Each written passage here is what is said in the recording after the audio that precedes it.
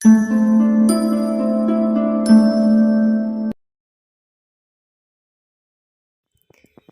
માણસો ખૂબ મહેનત કરે છે છતાં તેને સફળતા મળતી નથી.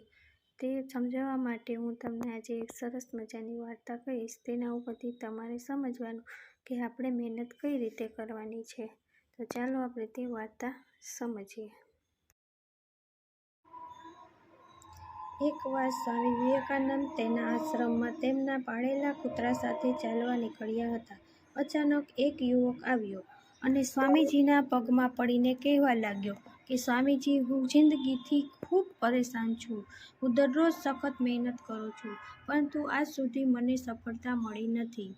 ખ્યાલ નથી આવતો કે ભગવાને મારા ભાગ્યમાં શું લખ્યું છે. યુવકની મુશ્કેલી સ્વામીજી તરત સમજી ગયા. તેણે યુવકને કહ્યું, ભાઈ, તું મારા કૂતરાને દૂર એક રાઉન્ડ મારીને આવ, પછી હું તારા પ્રશ્નનો જવાબ આપીશ. યુવકને પણ થોડુંક અજુગતું લાગ્યું, પરંતુ તે કંઈ બોલ્યા વગર કૂતરાને લઈ જતો રહ્યો. થોડીવાર પછી તે કૂતરાને લઈને તે યુવક આશ્રમમાં પરત આવ્યો. સ્વામીજીએ જોયું તો કૂતરું જોરજોરથી હાંફી રહ્યું હતું, જ્યારે યુવકના ચહેરા ઉપર હજુ પણ તેજ યથાવત હતું. સ્વામીજીએ કહ્યું કે ભાઈ, મારું કૂતરું આટલું થાકી કેમ ગયું? તને તો કોઈ થાક દેખાતો નથી. યુવકે કહ્યું કે સ્વામીજી, હું તો ધીરે ધીરે આરામથી ચાલી રહ્યો હતો, પરંતુ આ કૂતરું તો બહુ જ અશાંત છે.